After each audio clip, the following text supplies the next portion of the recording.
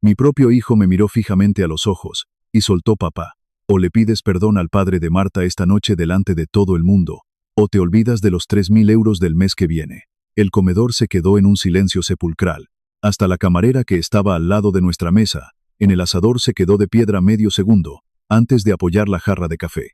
Miré a Hugo preguntando: ¿quieres que me disculpe por decir la verdad? Se reclinó en la silla, y se frotó la cara con ambas manos. Te estoy pidiendo que hagas una cosa muy simple. No, le dije. Me estás pidiendo que mienta. Suspiró como si yo fuera el complicado. Papá, ¿por qué siempre tienes que hacer que todo sea más difícil de lo que es? Esa pregunta me dolió más que la propia amenaza. No porque fuera nueva, sino porque llevaba años escuchando alguna variante de la misma. Bienvenidos a nuestro canal. Antes de empezar, por favor, dinos desde dónde nos estás viendo. Nos encantaría saberlo. Espero que disfrutes escuchando esta fascinante historia. Me llamo Javier Morales. Tengo 68 años. Y hasta hace poco, creía sinceramente que había hecho un trabajo decente criando a mi hijo. Di clases de historia de España en el IES Miguel de Unamuno en Salamanca, durante casi 38 años. Nunca me hice rico ni falta que hacía. Entrenaba al club de debate por las tardes, ayudaba a los chavales a pedir becas, y pasé más viernes por la noche, corrigiendo exámenes que viendo la liga. Mi mujer Susana solía bromear diciendo que yo era capaz de estirar un billete de 20 euros más que nadie en el mundo. No le faltaba razón. Teníamos una vida sencilla, una buena vida. Luego, el cáncer se la llevó hace 7 años. Desde entonces nada ha vuelto a ser lo mismo. A Hugo le había ido bien. Muy bien. Tenía una empresa de instalación de tejados industriales a las afueras de Madrid, con casi 50 empleados. Un buen chalet, furgonetas nuevas cada 2x3, socio de un club de campo. El tipo de éxito que todo padre espera que alcance su hijo. Hace unos 4 años vino a hablarme con lo que parecía preocupación. Papá, ya has trabajado bastante. Me eché a reír. Llevo 6 meses jubilado. Jubilado de verdad. Quería que dejara de hacer sustituciones. Que dejara de dar clases particulares, que dejara de preocuparme por el dinero. Te mandaré 3.000 euros todos los meses, me dijo. Tienes que disfrutar de la vida. Le dije que ni hablar. Insistió durante semanas. Al final me ganó por agotamiento. Me hará sentir mejor, repetía. Echando la vista atrás, ese ha sido el dinero regalado más caro que he aceptado en mi vida. Al principio la cosa siguió igual. Me hacía la transferencia el día 1 de cada mes. Yo se lo agradecía. Cenábamos juntos un par de veces. Todo parecía normal. Luego empezaron a pasar pequeños detalles. Papá, ¿puedes quedarte con los niños el sábado? Claro que sí. Papá, ya que te estoy echando un cable económicamente, ¿podrías venir un poco antes? Por supuesto. Papá, ¿te puedes quedar a dormir? Sin problema. Con el tiempo el podría se convirtió discretamente en un necesito que luego pasó a ser una obligación. Marta casi nunca me lo pedía ya. Simplemente lo daba por sentado. Adoro a mis nietos. Emma tenía 11 años. Lucas acababa de cumplir 8. Conduciría 2 horas para verlos cualquier día de la semana. Así que ignoré la sensación de que ya no iba de visita como su abuelo. Me estaba convirtiendo en un empleado sin sueldo, que casualmente compartía su ADN. Marta no era abiertamente borde. Eso habría sido más fácil. Era experta en lanzar pullitas sutiles. Ay, seguro que Javier no sabe cómo funcionan estas teles modernas. Luego te explico cómo va lo del banco por internet. No te preocupes por la cuenta, ya nos hacemos cargo nosotros. Siempre sonriendo, siempre pareciendo servicial, asegurándose siempre de que todos notaran que yo era el viejo que necesitaba ayuda. Lo peor de todo es que a veces me sorprendía a mí mismo creyéndomelo. Luego estaban sus padres, Ricardo y Elena Navarro. Ricardo había vendido una empresa de suministros industriales por más dinero del que soy capaz de imaginar. Se encargaba de recordárselo a la gente constantemente. Si había una conversación de alguna manera, acababa llevándola a uno de estos 3 temas: sus inversiones, su hándicap de golf o él mismo. Elena no era muy distinta. Era capaz de hacerte un cumplido y un desprecio en la misma frase. Javier tiene una casita tan mona. Casita. Siempre en diminutivo. Poca pensión, cochecito, vidita. El problema empezó en el club de campo de Ricardo 2 semanas antes. Un grupo de nosotros habíamos terminado de comer después de un torneo de golf benéfico. Ricardo estaba entreteniendo al personal con otra de sus batallitas. Ese centro comercial que compré en Marbella duplicó su valor porque supe predecir por dónde iban a ampliar la autovía. Casualmente, yo sabía que eso no era verdad.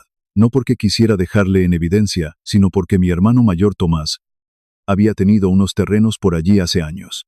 Tenía entendido que el ayuntamiento anunció ese proyecto después de que compraras las parcelas, comenté. Ricardo sonrió. No estoy casi seguro de que fue antes. Uno de los otros hombres lo buscó en su móvil. Resultó que yo tenía razón. Ricardo se echó a reír para quitarle hierro al asunto. Los demás cambiaron de tema. Pensé que la cosa había quedado ahí. Por lo visto no. 3 noches después me llamó Hugo. Le debes una disculpa a Ricardo. ¿Por qué? Le dejaste en ridículo. Se puso en ridículo él solo. Ese no es el tema. Recuerdo estar de pie en mi cocina mirando por la ventana hacia el roble que Susana plantó hace años. Hugo, ¿te estás escuchando? Es solo una cena, papá. No. Es importante para Marta. No. Es importante para mí. Sigue siendo no. Entonces le cambió la voz. Se volvió fría, casi corporativa. Si te niegas, esperé. Dejaré de pasarte la ayuda mensual. Silencio. ¿De verdad serías capaz? No quiero, pero lo haré. Si es lo que hace falta. Ojalá me hubiera gritado. El enfado habría dolido menos. Después de colgar me quedé sentado solo durante casi una hora. No por el dinero. 3.000 euros es mucho dinero, claro que sí. Perderlo supondría hacer ajustes. Tendría que posponer el arreglo del tejado, aguantar mi viejo Seat León. Unos años más, cancelar unas vacaciones que tenía en mente. Pero nada de eso me molestaba tanto como darme cuenta de que mi propio hijo creía que mi dignidad tenía un precio. A la mañana siguiente conduje hasta el centro para ver a mi abogada Carmen Villanueva. Me esperaba papeleo. En su lugar se levantó en cuanto entré en su despacho. Siento muchísimo lo de tu hermano. Yo ni siquiera sabía que Tomás estuviera enfermo. No estábamos peleados, simplemente éramos diferentes. Se había pasado 40 años construyendo un imperio inmobiliario comercial en Calvia, Mallorca. Yo me quedé en Salamanca dando clases de historia. Hablábamos todos los meses. Nos veíamos cuando podíamos. Ninguno de los dos imaginó que uno sobreviviría al otro. De repente, Carmen deslizó una carpeta sobre la mesa. Actualizó su testamento hace 6 meses. Lo abrí y volví a cerrarlo. Creo que me has dado la carpeta equivocada. Ella negó con la cabeza. No, Tomás te lo ha dejado todo a ti. Asintió. El valor estimado ronda los 26 millones de euros. Solté una carcajada honesta, no porque tuviera gracia, sino porque mi cerebro se negaba a procesar esa cifra. Tomás nunca se casó, nunca tuvo hijos. Y por algún motivo me había elegido a mí. Carmen se pasó la siguiente hora explicándome fideicomisos, cuentas de inversión, locales comerciales, temas fiscales, y más papeleo del que había visto en mi vida. Apenas me enteré de la mitad. Antes de irme me preguntó si se lo iba a decir a Hugo. No. ¿Tienes pensado hacerlo? Miré por la ventana de su despacho. Hoy no. Ahora, menos de 24 horas después, conducía por la A6 en dirección a Madrid. Los papeles de la herencia iban bajo llave en mi maletín en el maletero.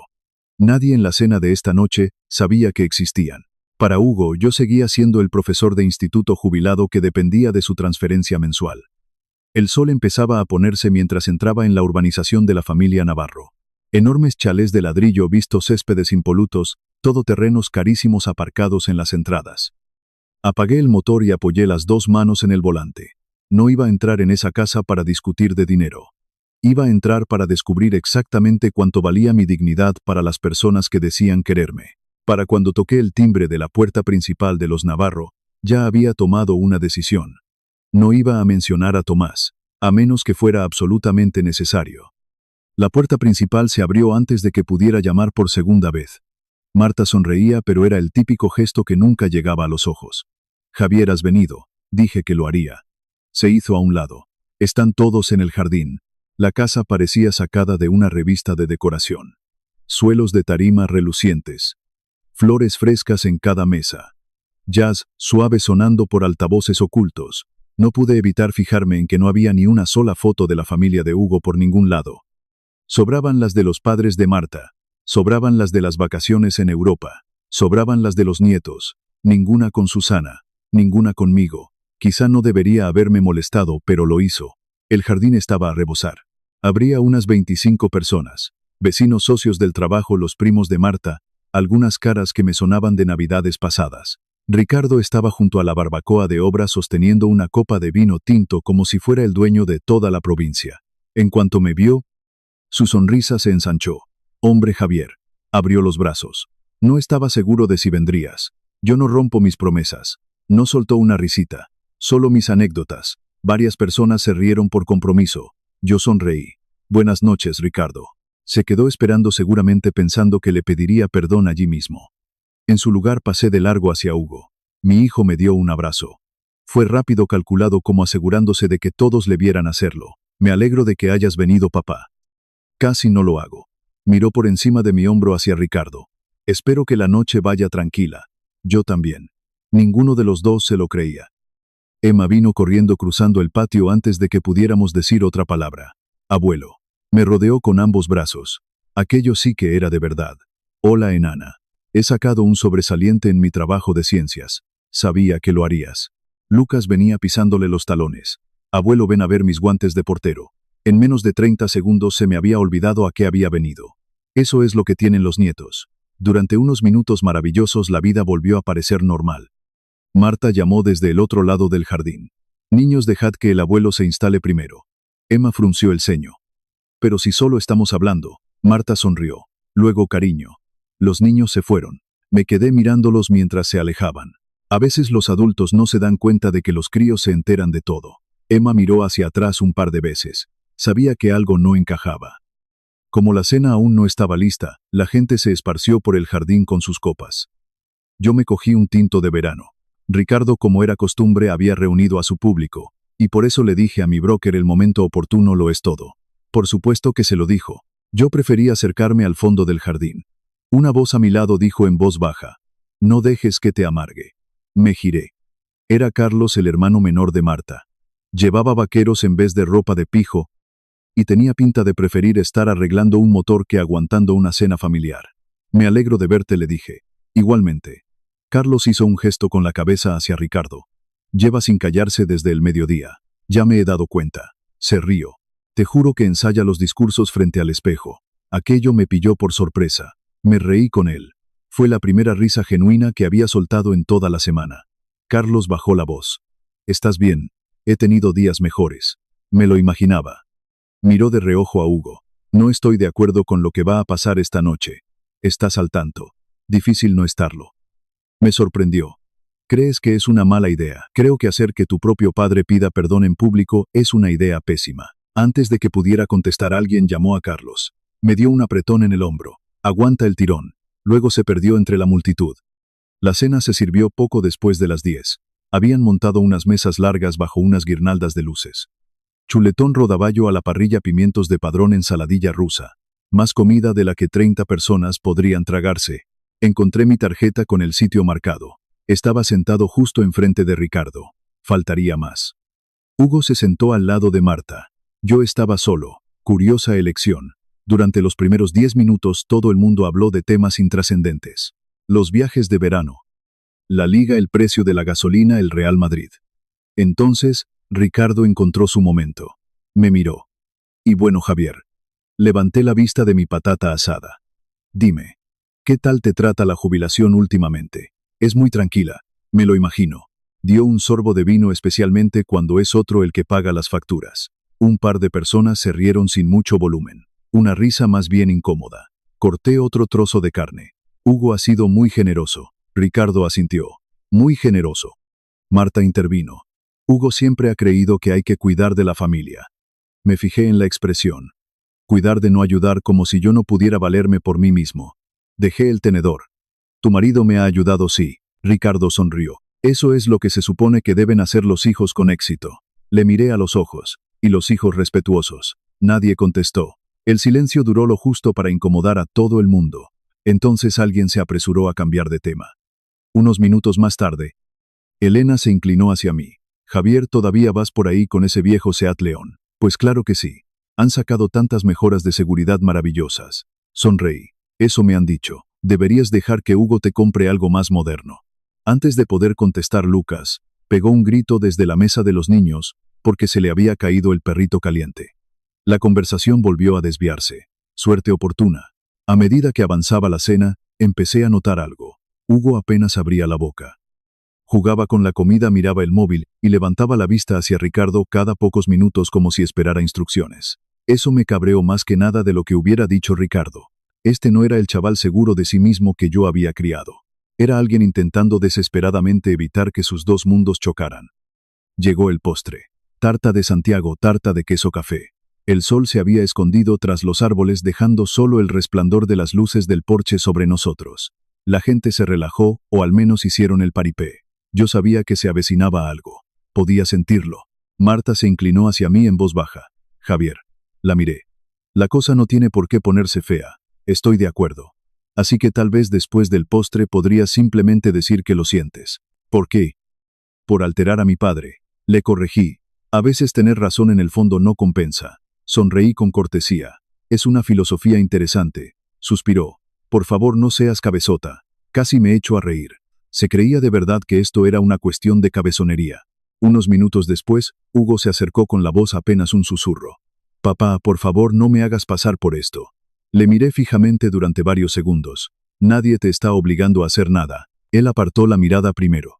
Los nietos estaban persiguiendo luciérnagas al fondo de la parcela. Sus risas flotaban sobre el césped. Los observé y me pregunté qué habría hecho Susana. Probablemente me habría apretado la mano por debajo de la mesa y me habría susurrado. No le debes tu dignidad a nadie. La eché de menos en ese instante más que en meses. Ricardo se levantó, cogió su copa de vino. Luego la golpeó suavemente con un tenedor. Tilín, tilín, tilín. Todas las conversaciones cesaron. La gente se giró hacia él. Sonrió como un hombre a punto de dar el brindis de una boda. Espero que me concedan un minuto de su atención. Yo ya sabía que esto no iba a ser un brindis. Este era el momento que llevaban toda la velada planeando. El murmullo se apagó al instante. Ricardo se quedó de pie en la cabecera de la mesa, con una mano alrededor de la copa sonriendo como si presentara una gala de premios en vez de una cena familiar. Prometo ser breve, dijo. Unos pocos rieron. Me fijé en que Hugo miraba fijamente su plato. Marta estiró el brazo y le apretó la mano. Eso me lo dijo todo. Lo habían hablado, lo habían planeado, a lo mejor hasta lo habían ensayado. Ricardo se aclaró la garganta. La familia es importante. Varias cabezas asintieron. Y una cosa que siempre he creído es que en familia uno debe ser capaz de admitir cuando se equivoca. Ahí estaba. Nadie me miraba todavía. No les hacía falta. El silencio me apuntaba directamente a mí por sí solo. Ricardo por fin se giró. Javier, me gustaría darte una oportunidad. Una oportunidad para limpiar el ambiente. Doblé mi servilleta y la dejé junto al plato. Exactamente qué me estás pidiendo. Me avergonzaste en el club. Corregí una historia delante de tus amigos. Porque no era verdad. Ricardo sonrió, pero ahora parecía forzado. A veces la sabiduría consiste en saber cuándo no hablar. Me encogí de hombros. Y a veces la sabiduría consiste en no contar cuentos que se pueden comprobar en 30 segundos. Un par de personas se removieron incómodas. Carlos miró al suelo escondiendo una sonrisa. La sonrisa de Ricardo desapareció. Marta fue la siguiente en levantarse. Javier. Su voz sonaba tranquila, casi comprensiva. No queremos que esto se convierta en un problema mayor de lo que ya es. Yo tampoco. Entonces, por favor, discúlpate por decir la verdad. Suspiró por herir los sentimientos de mi padre. Miré alrededor de la mesa. Ya nadie comía. Hasta los niños habían dejado de hablar. Emma miraba desde las escaleras del porche. Lucas estaba sentado a su lado con una nube de caramelo colgando de un palo. Ninguno entendía los detalles, pero sabían que los adultos se estaban peleando. Eso me dolía más que nada. Volví a mirar a Marta. He pedido perdón muchas veces en mi vida. Ella asintió esperanzada cuando realmente me he equivocado. Su expresión se endureció. Entonces Hugo por fin se levantó despacio como si cada centímetro le doliera. Clavó sus ojos en mí. Papá, esperé. Te pedí que no hicieras esto difícil. Yo no lo he hecho. Has sido tú. Cogió aire profundamente. Llevo años intentando ayudarte. La palabra ayuda dolió más de lo que esperaba. He intentado hacerte la jubilación más fácil. Ah, sí. Nunca te he pedido mucho a cambio. Estuve a punto de interrumpirle. A punto. En vez de eso le dejé seguir hablando. Te pedí una sola cosa. Miró a todos los presentes. Mi suegro se merece respeto. Y yo también, dije en voz baja. Apretó la mandíbula. Esto no va sobre ti. Esa frase cayó sobre la mesa como lluvia helada. No creo que Hugo se diera cuenta de lo que acababa de soltar, pero los demás sí. Carlos apartó la vista. Elena se quedó mirando su café. Hasta Ricardo parecía sorprendido. Hugo irguió los hombros. Si te niegas a pedir perdón, dudó. A partir del mes que viene corto la ayuda mensual. Nadie se movió. Nadie habló. El único sonido era el de un aspersor funcionando a lo lejos. Miré a mi hijo. Le miré de verdad. No al empresario de éxito. No al niño que solía quedarse dormido en mi hombro después de los partidos de futbito. Solo al hombre que tenía delante esperando a ver si el dinero podía comprar mi obediencia. Le hice una pregunta. ¿Esa es tu última decisión? Tragó saliva. Sí. Asentí una vez. Pues adelante, pestañeó. ¿Qué? Cancélalo, papá. He dicho que lo canceles. ¿No lo entiendes? No. Sonreí suavemente. Tú no lo entiendes. La seguridad desapareció de la cara de Ricardo. Se esperaba una discusión. Quizá lágrimas. Quizá regateos. Pero esto no. Se inclinó hacia adelante. Entonces, te niegas. Aún no he respondido a tu petición. Acabas de hacerlo. No. Cogí mi vaso de agua y di un trago lento. He dicho que se puede quedar con su dinero. Ricardo frunció el ceño. Entonces, ¿cuál es tu respuesta? Le sostuve la mirada. Mi respuesta viene después de daros una pequeña noticia. Marta se cruzó de brazos. ¿Qué noticia? Me dirigí a toda la mesa en lugar de hablar solo con ella.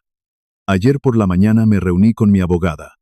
Eso captó la atención de Hugo al instante. Abogada. Mi hermano mayor Tomás ha fallecido. El ambiente cambió ligeramente. Varias personas dieron el pésame en voz baja.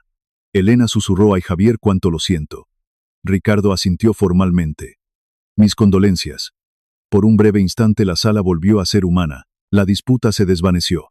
La muerte tiene la capacidad de hacer esas cosas. Agradecí esos segundos más de lo que creía. Gracias, dije. Ha sido repentino. La expresión de Hugo se suavizó. No lo sabía. Lo sé, ojalá me lo hubieras dicho. De verdad que iba a hacerlo. Ricardo se aclaró la garganta. Lamento mucho tu pérdida. Había auténtica amabilidad en su voz. Quizá la primera vez que se la escuchaba. Luego añadió, espero que esto no cambie lo que estábamos debatiendo. Ahí estaba. Los negocios otra vez. Siempre los negocios. Asentí. Lo cambia todo. Frunció el ceño. ¿Qué quieres decir? Mi hermano dejó testamento. Marta me miró confusa. Vale. Y me ha dejado su patrimonio. Ricardo sonrió por cortesía. Bueno, me alegro. Casi podía escuchar lo que estaba pensando. A lo mejor Tomás me había dejado una caseta de pesca, una vieja furgoneta, unos ahorrillos. Lo suficiente para aliviarme la jubilación nada más. Ricardo incluso levantó su copa. Me alegro de que salga algo positivo de una situación tan triste. Asentí. Yo también. Y entonces añadí una frase. El patrimonio está valorado en unos 26 millones de euros. Nadie reaccionó. No de inmediato. Fue como si la cifra se negara a entrar en el jardín. Marta parpadeó. Perdona, no te he heredado los locales comerciales de mi hermano, sus cuentas de inversión y el resto de activos. Ricardo soltó una carcajada. No porque le hiciera gracia, sino porque dio por hecho que estaba de broma. 26 millones más o menos. Carlos se me quedó mirando. No jodas. No. La cara de Hugo se quedó completamente pálida. Sabía que yo nunca exageraba con los números. Jamás. Tú, lo dices en serio. Ojalá Tomás siguiera vivo. Metí la mano en el bolsillo de la chaqueta y saqué despacio una copia doblada del resumen que me había dado Carmen esa mañana. No se la di a nadie. Simplemente la dejé sobre la mesa junto a mi taza de café. Cualquiera que estuviera lo bastante cerca podía ver el membrete del bufete de abogados. Ricardo se inclinó hacia adelante. Su sonrisa se esfumó. Marta intentó agarrar del brazo a Hugo. Él ni se inmutó. Nadie abrió la boca durante casi 15 segundos. Pareció mucho más tiempo. Las luces del porche zumbaban suavemente sobre nuestras cabezas. En algún lugar del patio Lucas le preguntó a Emma por qué todo el mundo se había callado. Ninguno de los dos recibió respuesta. Fui yo quien rompió el hielo. Entonces, miré directamente a mi hijo. Creo que estabas diciendo algo de 3.000 euros. Abrió la boca. No le salió la voz. Por primera vez en toda la noche la gente que había planeado humillarme se dio cuenta de que se había equivocado por completo con el hombre que tenían enfrente. Nadie atacó el postre. La tarta de Santiago se quedó intacta en medio de la mesa. Ricardo fue el primero en hablar. Javier.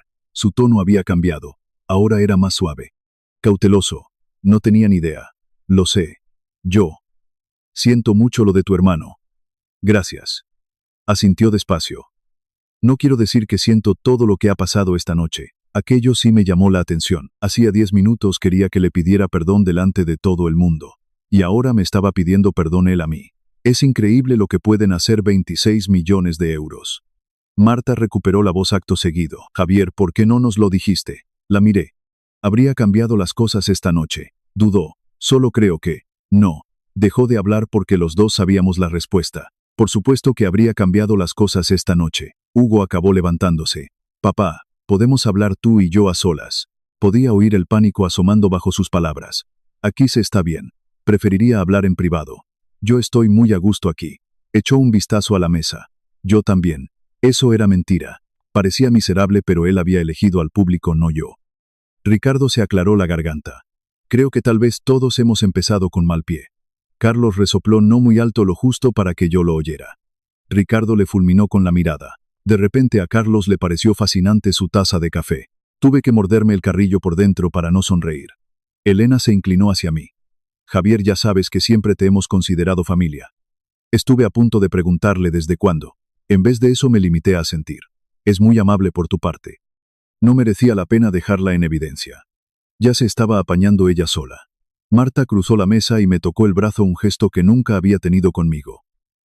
Siento muchísimo si alguna vez te he hecho sentir poco valorado. Retiró la mano. No era mi intención, lo sé. Puso cara de alivio. Luego sonrió. Deberíamos pasar todos más tiempo juntos. Esa casi me hace reír. La conversación derivó en una charla trivial e incómoda. Gente que me había ignorado durante años de repente quería saberlo todo sobre Mallorca, sobre Tomás, sobre el sector inmobiliario comercial. Un hombre me preguntó si alguna vez me había planteado invertir en centros comerciales. Otro quiso saber si pensaba mudarme a la costa. Otro más me preguntó cómo de complicado era el proceso de sucesión. Fue como ver a alguien darle a un interruptor. Yo no me había convertido en una persona diferente.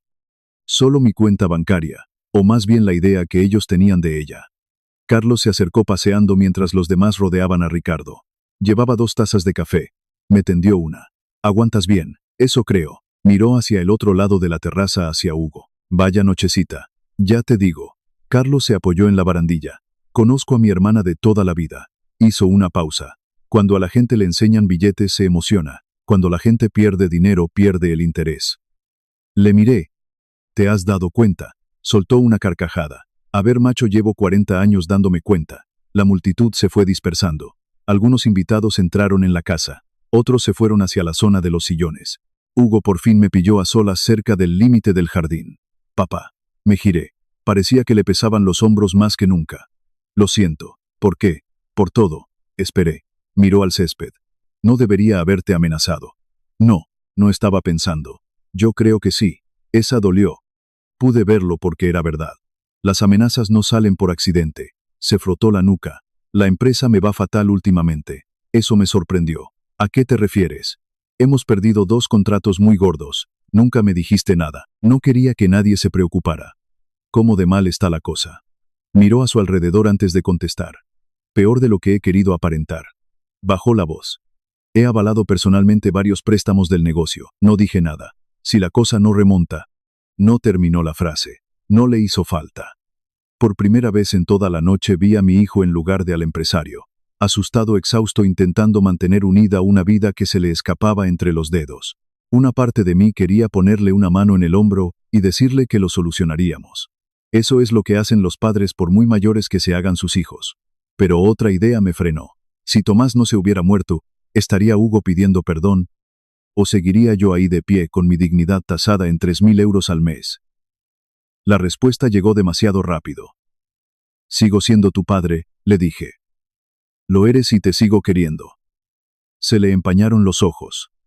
Lo sé, pero el amor y la confianza no son lo mismo. Asintió sin levantar la vista.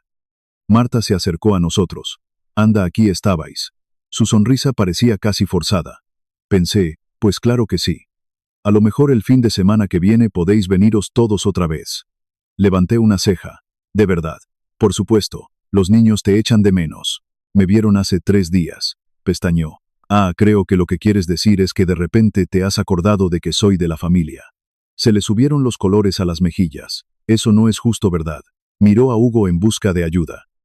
Él no dijo ni pío. Ricardo se unió a nosotros un momento después. Javier, quizás tú y yo empezamos con un comienzo accidentado. Un poco. Me gustaría arreglarlo. ¿Cómo? Sonrió. Tengo varios contactos de negocios estupendos a los que les encantaría conocer a alguien con tus nuevos recursos. Ahí estaba. No había pasado ni una hora. Ya había gente intentando hacer negocios con mi herencia. Te agradezco el ofrecimiento. Deberías pensar en invertir. He estado pensando en otra cosa. ¿En qué? En dormir. Se rió cortésmente. Lo digo en serio. Yo también. Sobre las 11 me despedí. Emma me dio un abrazo tan fuerte que creí que me partiría una costilla. Vas a volver la semana que viene. Eso espero. Lucas me dio un dibujo doblado. Éramos nosotros dos pescando. Monigotes de palo, sonrisas gigantes, sin dinero, sin discusiones. Solo un abuelo y su nieto. Lo metí en el bolsillo de mi chaqueta. Gracias, campeón. Mientras caminaba hacia mi coche, me di cuenta de que alguien me seguía. Carlos. Esperó hasta que estuvimos lo bastante lejos para que no nos oyeran. Luego dijo en voz baja. ¿Te puedo decir una cosa? Claro. Están cagados de miedo. Me lo imaginaba. No. Negó con la cabeza. No lo entiendes. Miró hacia la casa. No se sienten culpables. Están intentando averiguar cómo pegarse a 26 millones de euros. Le miré fijamente. ¿De verdad te crees eso? Conozco a mi familia. Me dedicó una sonrisa cansada. Solo te digo que no tomes ninguna decisión importante porque de repente la gente se haya puesto a ser simpática. Se dio la vuelta para irse. Luego se detuvo. Ah, por cierto, mi hermana no sabe que la escuché. ¿El qué? Esta tarde. Me miró directamente a los ojos. Le dijo a mi padre: tú manténle contento a Javier hasta que se haga el traspaso de todo.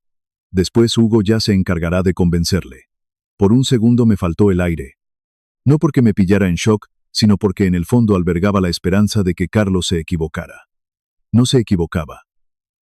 Conduje de vuelta a Salamanca, en absoluto silencio. Alrededor de las 11 de la mañana del día siguiente, sonó mi móvil. Era Carmen Villanueva. Javier dijo: hay algo que dejó tu hermano de lo que no pudimos hablar ayer. ¿Qué es? No es dinero. Hizo una pausa. Es una carta personal. Carmen me preguntó si podía pasarme por su despacho esa misma tarde. Creo que es algo que deberías leer en persona, me dijo. Había algo en su tono que hizo que me saltara la comida y pusiera rumbo directo al centro. El trayecto desde mi casa hasta su oficina solía costarme 20 minutos. Ese día me parecieron 5. Carmen me recibió en la entrada con un sobremanila grande. No dijo gran cosa, solo señaló hacia la sala de reuniones. Está ahí dentro. Me senté, abrí el sobre y reconocí la letra de Tomás al instante. Letras de imprenta. Impecable. Siempre escrita con la pluma estilográfica azul que llevaba desde la universidad. La primera línea me golpeó antes de que estuviera preparado. Querido Javi. Nadie me llamaba Javi desde hacía 40 años. Nadie salvo mi hermano. Cogí aire profundamente y seguí leyendo. Si estás leyendo esto es que se me ha acabado el tiempo. Sé que probablemente te preguntarás por qué te lo he dejado todo a ti en vez de repartirlo. La respuesta es sencilla. Eres la única persona en la que confío para entender para qué sirve de verdad este dinero. Me detuve un instante. Se me nubló la vista. Tomás nunca había sido un sentimental no de palabra. Había sido el tipo de hombre que te demostraba su amor arreglándote el tejado o cambiándote las ruedas del coche sin decírtelo.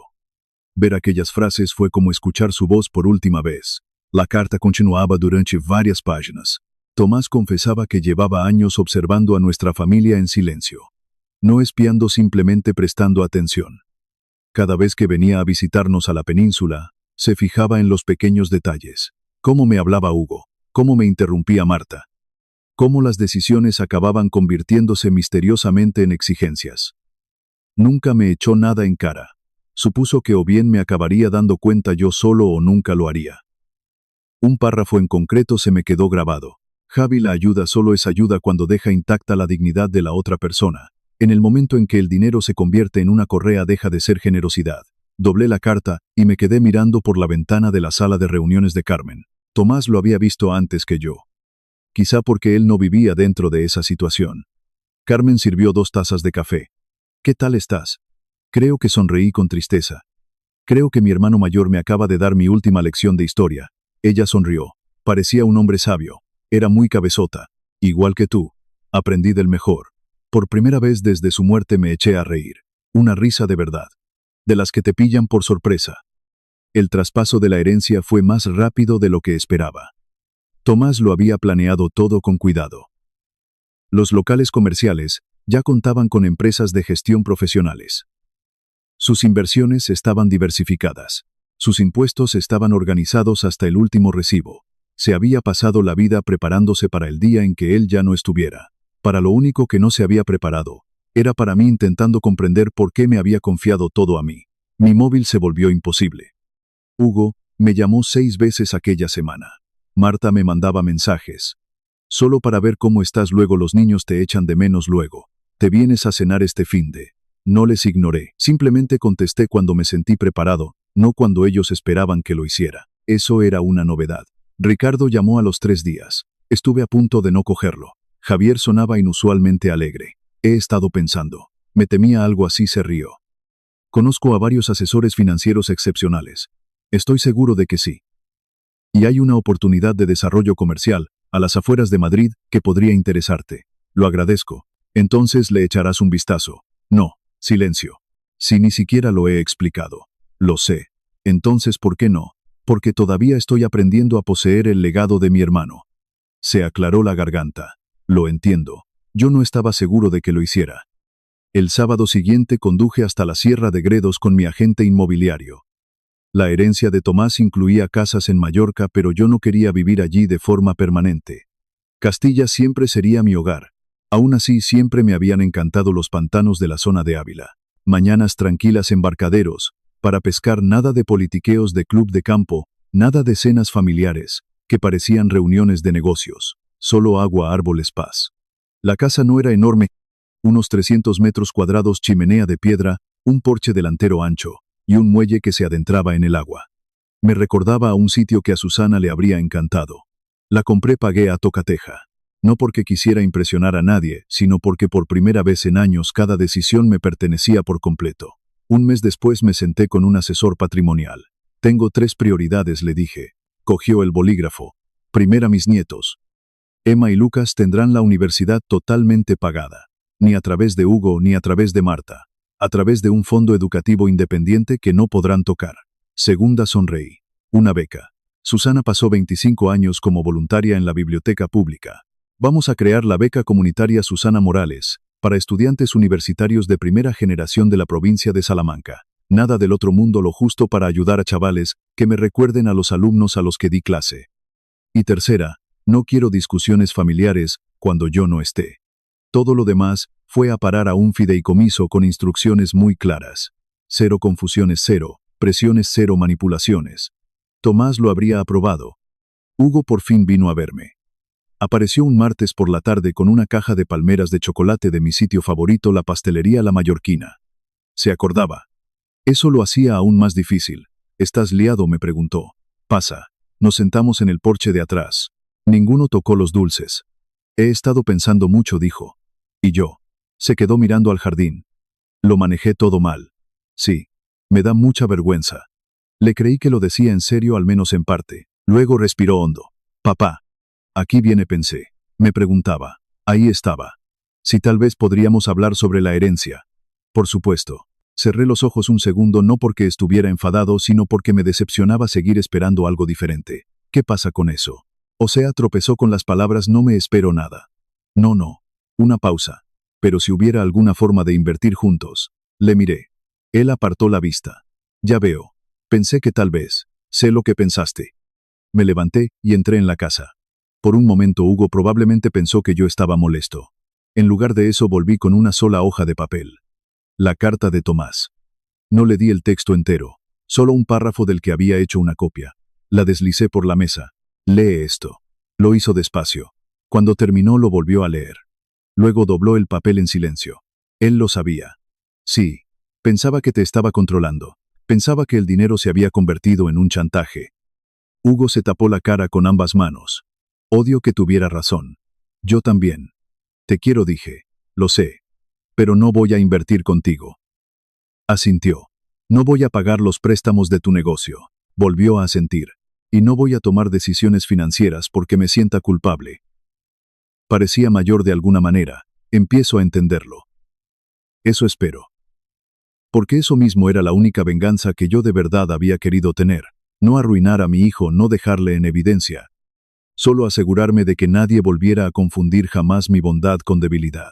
A última hora de esa tarde, después de que Hugo se alejara en su coche, mi móvil vibró una vez más. Su mensaje solo tenía una frase. Papá, Marta se ha ido de casa hoy. Me quedé mirando la pantalla un buen rato antes de soltar el teléfono. Algo me decía que la conversación más dura de nuestras vidas aún estaba por llegar. Marta se fue de casa un jueves. Hugo apareció por mi casa del pantano el lunes siguiente. Esta vez, no traía dulces ni propuestas de negocios, ni una sonrisa ensayada con cuidado. Solo mi hijo de pie en el porche, con una pequeña bolsa de viaje y ojeras en los ojos. Abrí la puerta antes de que llamara por segunda vez. «Se te ve cansado». «Lo estoy».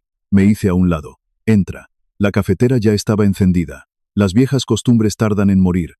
Nos serví una taza a cada uno y salimos a la terraza de madera con vistas al agua. El lago estaba tranquilo esa mañana. Un pescador pasó flotando en una barquita de aluminio. Ninguno de los dos habló durante un rato. Por fin, Hugo rompió el silencio. «Marta ha pedido la separación». «Lo siento. Creo que va a pedir el divorcio». Asintió despacio. Me miró sorprendido. «¿No me vas a preguntar qué ha pasado?» «Creo que ya sé lo suficiente». Soltó una risa cansada. «Sí». Se quedó mirando el agua. «¿Sabes qué es lo peor?» «¿El qué?» «Me pasé todo este tiempo diciéndome a mí mismo que estaba protegiendo a mi familia». Negó con la cabeza, pero en algún punto del camino se le quebró la voz. «Dejé de proteger a las personas». Me miró. Empecé a gestionarlas. No respondí. Se merecía la oportunidad de escuchar sus propias palabras. Ya no eran relaciones. Tragó saliva. Eran transacciones. Esa frase se quedó entre nosotros varios segundos. No era algo que yo necesitara decir. Él por fin había llegado a eso por sí mismo. «Mi empresa está casi acabada», admitió. «He vendido 3 furgonetas». Escuché. «He despedido a 12 empleados». Aquello dolió. Yo conocía a varios de esos hombres. Algunos habían entrenado al equipo de fútbol con Hugo. Otros tenían familias jóvenes. No podía seguir pagando las nóminas. «Lo siento. Yo también». Se frotó la frente. «Ricardo me prometió que ayudaría». Y cambió de idea. No me sorprendió ni un poco. Me dijo que tenía que aprender a resolver mis propios problemas. Hugo soltó una carcajada amarga. «Supongo que es un consejo fácil de dar cuando no es tu negocio». Estuve a punto de señalarle que una vez me había dicho algo muy parecido a mí. En lugar de eso lo dejé pasar. Hay lecciones que no necesitan repetirse. Después de otro largo silencio me hizo la pregunta que sabía que venía. «¿Te puedo preguntar una cosa?» «Puedes. ¿Me perdonarías algún día?» Miré al otro lado del agua antes de contestar. «Ya lo he hecho». Giró la cabeza hacia mí. «Lo has hecho. Te perdoné hace semanas». «Entonces, ¿por qué?» «Porque el perdón y la confianza no son lo mismo». Dejó caer los hombros. «Me imaginaba que dirías eso. No tengo ningún interés en pasarme el resto de mi vida enfadado». Sonreí levemente. «Me parece agotador». Por primera vez en toda la mañana me devolvió la sonrisa. «Solo un poco. Necesito que entiendas algo». «Te escucho». «Cuando amenazaste con dejar de ayudarme económicamente». Cerró los ojos. «Lo sé». «No». Negué con la cabeza. «Creo que no lo entiendes». Me miró otra vez. El dinero no fue lo que dolió. Di unos toques con el dedo en mi taza de café. Lo que dolió fue darme cuenta de que mi propio hijo creía que mi dignidad tenía una tarifa mensual. Se le llenaron los ojos de lágrimas. Nunca lo pensé de esa manera. «Lo sé. Y eso es lo que me asusta». Se secó la cara. «Me convertí en alguien a quien ni siquiera reconozco». «Te convertiste en alguien que olvidó de dónde venía». Asintió. «Lo hice. ¿Te acuerdas de aquel viaje de pesca cuando tenías 10 años?» Se rió entre lágrimas. «Aquel en el que no pescamos absolutamente nada». «Isis». «Aún así le dijiste a mamá que habíamos tenido el mejor día de nuestras vidas. Porque lo tuvimos. ¿Sabes por qué?» Lo pensó un segundo. «Porque estábamos juntos». «Exactamente». Me recosté en la silla. No nos hacía falta dinero para disfrutar el uno del otro. Entonces su voz bajó a un susurro. «Supongo que en algún momento decidí que el dinero lo solucionaba todo. Soluciona algunas cosas». Miré a mi alrededor al hermoso lago. «Esta casa es muy cómoda». «Lo es. Pero no hace que el café sepa mejor». Sonrió. «No, no hace que los nietos abracen más fuerte. No, y desde luego no hace que las relaciones rotas se arreglen solas». Tomó un largo respiro. «Ya no quiero tu dinero». Le creí. Tal vez no completamente, pero lo suficiente. «Quiero otra oportunidad. Puedo darte una oportunidad». Su rostro se iluminó. «Pero no la que estás esperando», esperó. «Si necesitas un lugar donde quedarte un tiempo, tengo un piso». «Bien». «Si necesitas ayuda para encontrar trabajo». «Probablemente la necesite. Haré algunas llamadas». Parpadeó. «¿Harías eso?» «Por supuesto». «Pensé que me dirías que me apañara solo». «No». «¿Por qué no?» «Porque así no es como funcionan los padres». Bajó la cabeza. «Siento haberme olvidado de eso». Durante las siguientes 2 horas, hablamos con más honestidad que en años. No de herencias, no de negocios, sino sobre Susana, sobre los errores que cometí al criarlo, sobre la presión que se había puesto para tener éxito, sobre lo fácil que es confundir proveer con amar. Ninguno de los dos intentó ganar la conversación. Solo escuchábamos. Eso por sí solo ya se sentía como un progreso. Antes de que Hugo se fuera, lo acompañé a su furgoneta. Se detuvo junto a la puerta del conductor. «Tengo algo para ti». Metió la mano detrás del asiento y sacó una pequeña caja de cartón. Dentro había docenas de fotos viejas. Algunas había olvidado que existían. Yo enseñándole a Hugo a montar en bicicleta. Susana abrazándolo en su primer día de colegio. Viajes de acampada. Mañanas de Navidad. Partidos de futbito. Sonrió con tristeza. Encontré esto mientras empaquetaba. Cogí una foto. Susana se estaba riendo de algo fuera del encuadre. Por un momento, se sintió como si estuviera allí de pie con nosotros. Creo que mamá habría estado decepcionada de mí. Miré la foto. Lo habría estado. Asintió. Pero sonreí. Ella también te habría dicho que decepcionar a alguien no es lo mismo que perderle para siempre. Empezó a llorar de nuevo. Esta vez lo abracé. No porque todo estuviera arreglado, sino porque algunas cosas vale la pena salvarlas incluso cuando están rotas. Hugo se marchó justo antes del atardecer.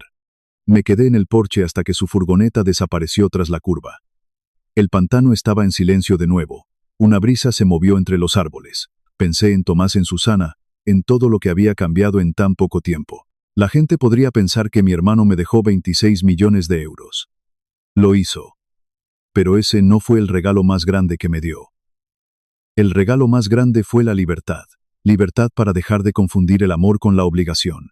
Libertad para decir no sin sentirme culpable. Libertad para construir relaciones basadas en el respeto, en lugar de la dependencia. Y si hay una cosa que he aprendido después de casi 70 años es esta. Las personas que realmente te aman nunca te piden que cambies tu dignidad por su aprobación. Gracias por pasar un poco de tiempo conmigo hoy. Si esta historia te hizo pensar en tu propia familia, espero que también te haya recordado que los límites sanos no alejan a las buenas personas, ayudan a que las correctas se queden cerca. Cuídate mucho, y nos vemos la próxima vez.